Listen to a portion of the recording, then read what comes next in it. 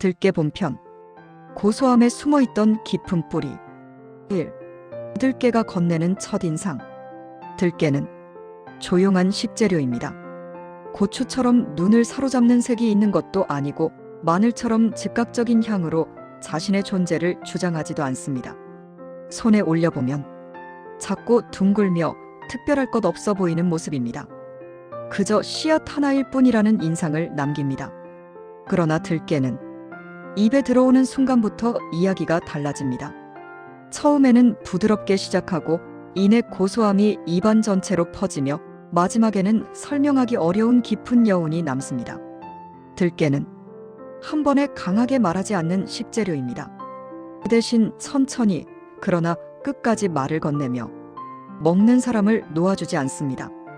이번 여정에서는 한국 음식 곁에 늘 있어 왔지만 정작 중심에 서는 경우는 많지 않았던 이 작은 씨앗 하나를 따라가 보려 합니다. 들깨의 정체. 곡물도 향신도 아닌 경계의 씨앗. 들깨는 어디에 속한다고 단정하기 어려운 식재료입니다. 기름을 짜면 기름이 되고 곱게 갈면 가루가 되며 통째로 쓰이면 고명과 식감의 역할을 합니다. 곡물 같기도 하고 견과류 같기도 하며 어디까지는 향신의 역할도 겸합니다. 이 애매한 위치야말로 들깨를 특별하게 만드는 지점입니다. 한국 식문화에서 들깨는 주재료로 앞에 나서기보다 음식의 구조를 바꾸는 재료로 사용되어 왔습니다. 맛을 과시하기보다는 질감을 바꾸고 음식이 흘러가는 방향을 조용히 조정하는 역할. 그래서 들깨는 없으면 허전하지만 있다고 해서 튀지 않는 식재료로 늘 곁을 지켜왔습니다. 3. 들깨의 향과 질감. 고소함의 밀도. 들깨의 향은 앞으로 튀어나오지 않습니다. 코를 찌르지도 않고 공간을 장악하지도 않습니다. 대신 들깨의 향은 입안에서 서서히 퍼집니다. 기름으로 들어오면 혀 전체를 감싸듯 퍼지고 가루로 들어오면 국물의 결 자체를 바꿉니다. 들깨의 고소함은 결코 가볍지 않습니다. 볶은 견과류의 고소함과도 다르고 버터의 풍미와도 다른 결입니다. 더 탁하고 더 깊으며 어딘가 흙의 냄새를 닮은 고소함. 그래서 들깨는 자연과 가까운 음식일수록 더 자연스럽게 어울립니다. 4. 들깨와 기름. 들기름이 만드는 또 하나의 세계. 들깨를 이야기할 때 들기름을 빼놓을 수는 없습니다. 들기름은 참기름보다 더 직설적이고 올리브유보다 더 투박한 성격을 지녔습니다. 불에 올리면 향이 빠르게 올라오고 불을 끄면 그 향은 금세 가라앉습니다. 그래서 들기름은 불 조절이 무엇보다 중요합니다. 너무 뜨거우면 향이 날아가고 너무 차가우면 맛이 닫혀버립니다. 들기름은 요리의 시작보다 마무리에 어울리는 기름입니다. 완성 직전에 들어가 음식의 결을 정리하고 맛의 방향을 고정해줍니다. 그래서 들기름은 요리를 바꾸기보다는 요리를 끝맺는 역할을 합니다. 5. 들깨의 핵심 쓰임. 국물을 바꾸는 씨앗. 들깨가 가장 강력해지는 순간은 국물과 만났을 때입니다. 들깨가 들어간 국물은 맑아지지 않습니다. 대신 점점 두꺼워집니다. 들깨탕, 들깨국, 들깨칼국수. 이 음식들의 공통점은 국물이 흘러가지 않는다는 점입니다. 숟가락을 들면 국물이 아니라 질감이 함께 따라옵니다. 이 질감은 포만감을 만들고 음식을 자연스럽게 천천히 먹게 만듭니다. 들깨는 국물을 마시는 것에서 먹는 것으로 바꾸는 씨앗입니다. 6. 들깨 요리의 세계. 확장되는 고소함의 카테고리. 들깨를 사용하는 요리는 생각보다 훨씬 넓고 지역과 환경에 따라 전혀 다른 얼굴을 보여줍니다. 들깨는 하나의 조리법이 아니라 여러 갈래로 확장되는 맛의 언어에 가깝습니다. 들깨탕과 들깨국. 들깨가 가장 중심에 서는 형태입니다. 고기의 맛을 앞세우기보다 국물 자체의 밀도와 질감으로 승부하는 음식.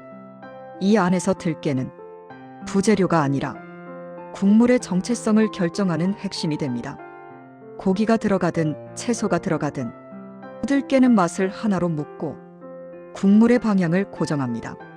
들깨 오리탕 기름을 품는 고소함. 오리탕에 들어간 들깨는 그 진가가 가장 분명하게 드러나는 쓰임입니다. 오리는 자체적으로 기름이 많은 재료입니다.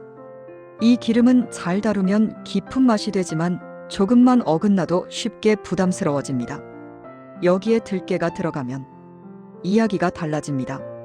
들깨는 오리 기름을 흡수하고 날카로운 지방의 모서리를 둥글게 만들며 국물을 더 두텁고 안정적으로 바꿉니다.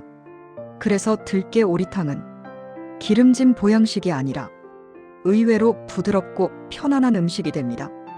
국물은 탁하지만 무겁지 않고 한 숟갈 한 숟갈이 천천히 이어집니다. 이 조합은 들깨가 단순히 고소함을 더하는 재료가 아니라 지방을 다루는 기술임을 보여줍니다. 들깨 칼국수, 들깨 수제비, 면과 반죽이 국물에 잠기는 음식에서 들깨는 중심축 역할을 합니다. 국물이 면을 흘려보내지 않고 오히려 면을 끌어당깁니다. 씹는 시간이 길어지고 한 젓가락의 무게가 달라집니다. 이때 들깨는 국물의 맛이 아니라 국물의 질감을 설계합니다. 연근과 머위 들깨가 채소를 바꾸는 방식. 들깨는 뿌리 채소와 잎 채소를 만났을 때 전혀 다른 성격을 드러냅니다. 연근을 찌거나 볶아 들깨를 더하면 아삭한 식감은 유지되면서 맛은 훨씬 둥그러집니다. 연근 특유의 담백함 위에 들깨의 고소함이 얹히며 씹을수록 깊이가 쌓입니다. 머위처럼 향이 강한 잎채소도 들깨를 만나면 방향이 바뀝니다. 쓴맛과 향은 누그러지고 질감은 부드러워지며 채소의 야생적인 인상이 한층 편안한 음식으로 정리됩니다. 이때의 들깨는 양념이 아니라 조율자에 가깝습니다. 산채와 들 음식 환경이 만든 조합. 들깨는 산과 들에서 나는 식재료들과 특히 잘 어울립니다. 고기보다 버섯, 나물, 뿌리 채소와 자주 만나고 강한 불보다 은근한 열과 어울립니다. 이 조합은 우연이 아닙니다. 들깨는 산과 들의 환경에서 태어나 같은 환경의 재료들과 자연스럽게 호흡을 맞춰왔습니다. 그래서 들깨 요리는 화려하지 않지만 계속 먹게 되는 힘을 가집니다. 들깨 소스의 확장. 최근에는 들깨가 전통 요리의 틀을 넘어 소스로도 확장되고 있습니다. 샐러드, 구운 채소, 파스타, 심지어 빵과 함께 쓰일 때도 들깨는 낯설지 않습니다. 이때 들깨는 전통의 상징이 아니라 풍미 그 자체로 작동합니다. 들깨는 과거에 머무르지 않는 식재료입니다. 환경과 재료가 바뀌어도 자신의 결을 잃지 않습니다. 7. 들깨를 다루는 기술. 적게 써도 충분한 이유. 들깨는 많이 쓰는 재료가 아닙니다. 한 숟갈이면 충분하고 과하면 금세 느끼해집니다. 들깨를 다룰 때 중요한 것은 분량보다 타이밍입니다. 너무 일찍 넣지 않기, 너무 오래 끓이지 않기, 다른 향을 덮지 않게 하기.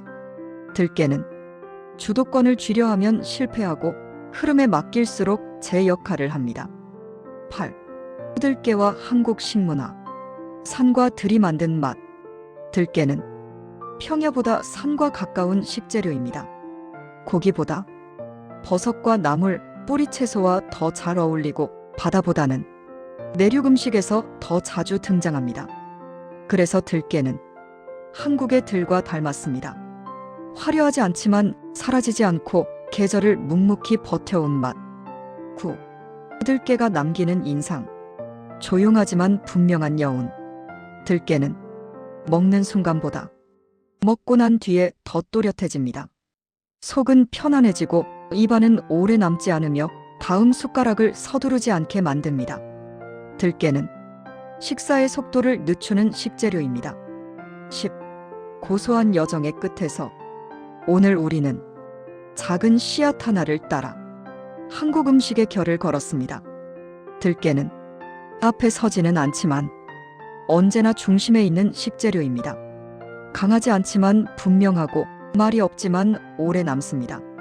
다음 식재료의 여정에서도 이처럼 조용하지만 깊은 이야기를 함께 이어가 보겠습니다. 맛있는 식재료 여행은 아직 계속됩니다.